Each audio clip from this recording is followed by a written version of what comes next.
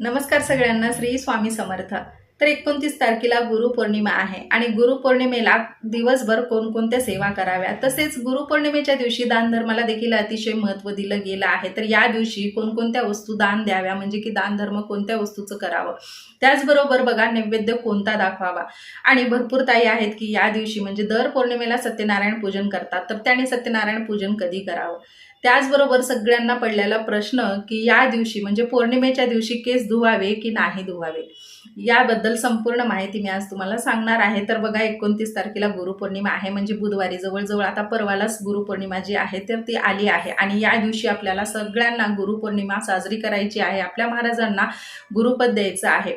आणि गुरुपौर्णिमा हा जो दिवस आहे तो आपल्या गुरूंची कृतज्ञता व्यक्त करण्याचा दिवस असतो, म्हणून या दिवशी दिवसभरामध्ये आपल्याला आपल्या महाराजांची सेवा देखील करायची आहे.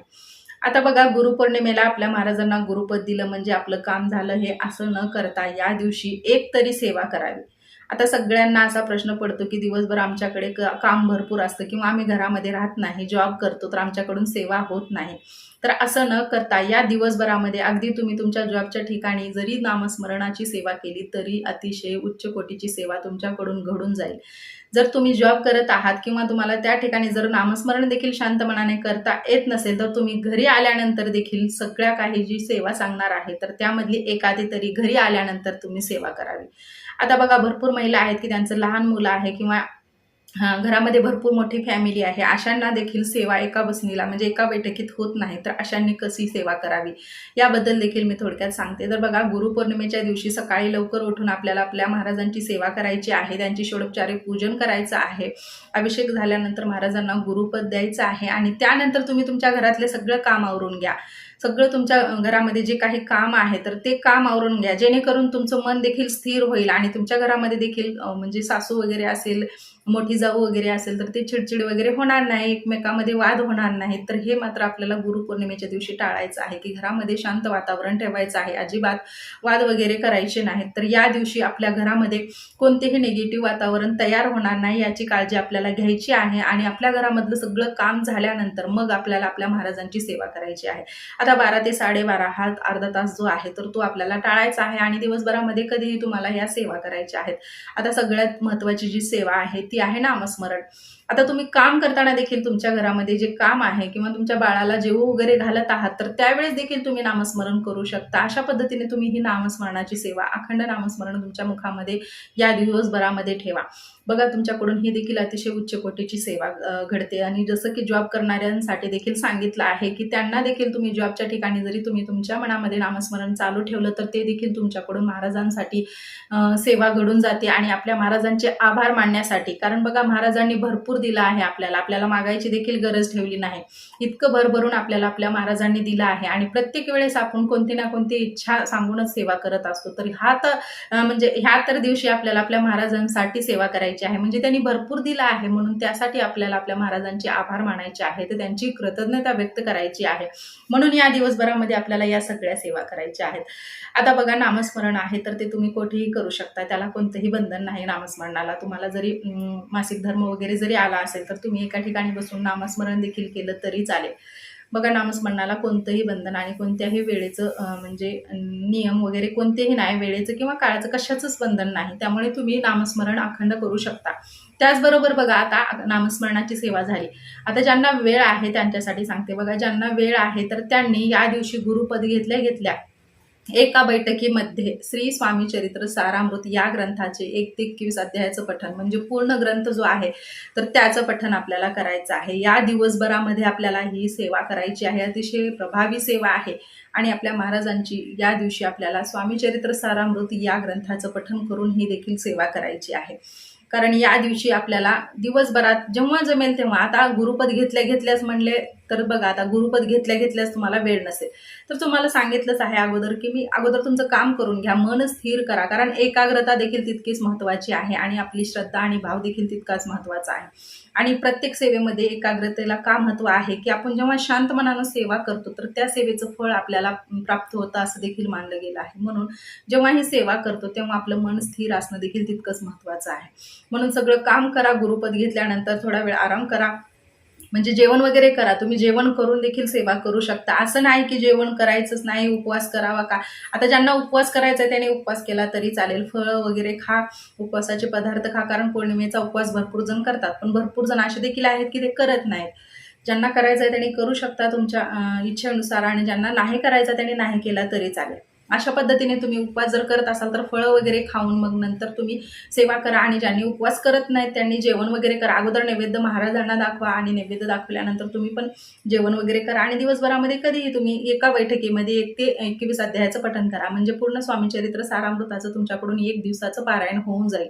तर ही सेवा तुम्हाला करायची आहे. त्याचबरोबर बघा, या दिवशी आपल्याला गुरुचरित्र या ग्रंथातील अध्याय 14 आणि 18 या 2 अध्यायाचं देखील पठण करायचं आहे. आता ज्यांना वेळ आहे त्यांनी सगळ्यात सेवा केलं तर अतिशय उत्तम, तर त्यांनी या सगळ्या सेवा करावा, आणि ज्यांना वेळ नाही त्यांनी यातली एखादी तरी सेवा या दिवसभरामध्ये करावा. आता अध्याय 14 आणि 18 पठण तुम्हाला या दिवशी दिवसभरामध्ये कधीही करायचं आहे. मोठा ग्रंथ घेऊ नका, मोठ्या ग्रंथापेक्षा तुम्ही छोटा जो ग्रंथ आहे, जो की आपल्याला बाजारामध्ये सहज भेटतो, की छोटा जो ग्रंथ आहे 14 आणि 18 अध्यायाची वेगवेगळी पण पोथी आहे तर ती भेटते, आणि त्यानंतर बघा एकत्र पण भेटते अध्याय 18 आणि 14 आणि 18 14 आणि 18 जो अध्याय आहे तो एकत्र देखील ग्रंथ भेटतो, तर तो देखील तुम्ही या दिवशी पठण केलं तरी चालेल, कारण ही देखील आपल्या गुरूंची सेवा आहे, आणि आपल्याला या दिवशी दिवसभरामध्ये या सगळ्या सेवा करायच्या आहे.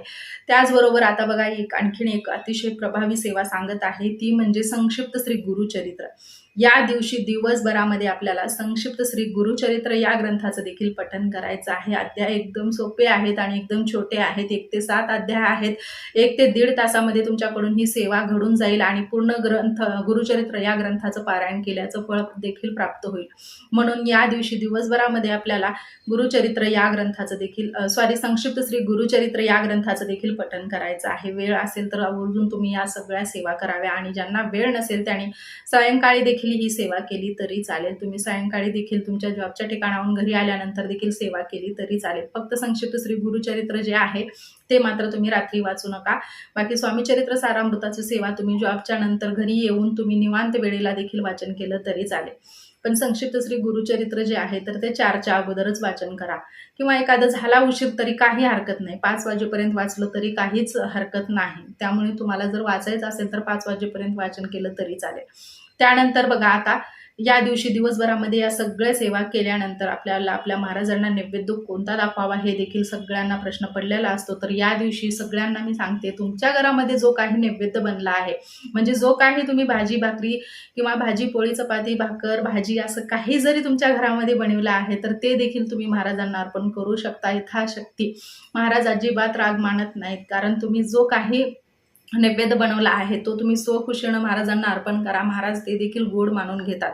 अजिबात असं नाही की महाराजांना मोठे मोठे पदार्थ बनवा किंवा एकदम छान असे पंचपक्वानाचे पदार्थ बनवा आणि ते अर्पण करा, असं कोठेही नाही. किंवा महाराज देखील असे म्हणजे जी काही दांभिक भक्ती आहे तर त्या भक्तीला महाराज कधीही महत्त्व देत नाहीत. फक्त तुम्ही मनातून जी काही भक्ती करता, म्हणजे एकदम शुद्ध मनाने तुम्ही अगदी महाराजांना दूध आणि साखरेचा जरी नैवेद्य दाखवला तर ते देखील महाराज गोड मानून घेतात. म्हणून तुम्हाला सांगते, नैवेद्यामध्ये अडकून बसू नका. नैवेद्यामध्ये तुम्हाला जे काही बनवायचं आहे तर ते बनवा. त्याचबरोबर बघा, आता भरपूर जणांना असा प्रश्न पडलेला आहे की मला नैवेद्य महाराजांसाठी बनवायचाच आहे, चांगला बनवायचा आहे, तर त्यांनी पुरणपोळी बनवा, बेसनाचे लाडू बनवा. त्याचबरोबर बघा, बर्फी भेटते पिवळ्या रंगाची बर्फी वगैरे बेसनाची जी असते तर ती तुम्ही महाराजांसाठी नैवेद्य स्वरूपात बनवा. त्याचबरोबर पुरणपोळी, कांदा भजी आणि हे सगळे नैवेद्य बनवून झाल्यानंतर मात्र आपल्याला आवर्जून या नैवेद्यामध्ये घेवड्याच्या भाजीचा समावेश करायचा आहे, कारण घेवड्याची भाजी महाराजांना अतिशय प्रिय होती. दत्त महाराजांना तुम्हाला सगळ्यांना माहितीच आहे. गुरुचरित्र या ग्रंथात आपण घेवड्याचा जो भाजी आहे तर त्याचा उल्लेख आपण म्हणजे ग्रंथ जो आहे तर त्यामध्ये तो अध्याय आपण वाचन केला आहे. त्यामुळे घेवड्याची भाजी महाराजांना आवर्जून तुम्ही या नैवेद्यामध्ये अर्पण करा. नसेल शक्य आहे तो नैवेद्य अर्पण करा, त्यामध्ये तुम्ही शिरा वगैरे गोडाचा नैवेद्य बनवा आणि तो अर्पण करा. अशा पद्धतीने महाराजांना नैवेद्य अर्पण करायचा आहे. असं नाही की आपण म्हणजे पूर्ण देखावाच करायचा आहे, असं करू नका. यथाशक्ती जो काही नैवेद्य घरामध्ये बनला आहे आहे तो महाराजांना अर्पण करा. आता बघा दुसरा प्रश्न आहे, तिसरा प्रश्न जो आहे तो की सत्यनारायण पूजन कधी करावे. तर बघा पौर्णिमा जी आहे ती 28ला सायंकाळी 6:19 सुरू झाली आहे आणि त्यानंतर पौर्णिमेची समाप्ती जी आहे ती बुधवारी 29 जुलैला 8:06 समाप्ती आहे. म्हणून या काळामध्ये आपल्याला सत्यनारायण पूजन कधीही करू शकता. आता बघा असं देखील आहे की हिंदू शास्त्रानुसार जी तिथी आहे म्हणजे उदय तिथीची जी तिथी आहे तर त्या तिथीनुसार उदय तिथीच्या तिथीनुसार जी तिथी असते तर ती पौर्णिमेची खरी तिथी मानली गेली आहे. म्हणजे की सूर्याने जी पाहिलेली तिथी पौर्णिमा असते तर ती पौर्णिमा खरी असते. तर सायंकाळी 6ला मंगळवारी सुरू झाल्यामुळे ती पौर्णिमा खरी मानत नाहीत आणि दुसऱ्या दिवशी जी पौर्णिमा असते तर ती पौर्णिमा खरी मानली गेली आहे. म्हणून तुम्ही दुसऱ्या दिवशी म्हणजे गुरुपौर्णिमेच्या दिवशी दिवसभरामध्ये केव्हाही सत्यनारायण पूजन करू शकता.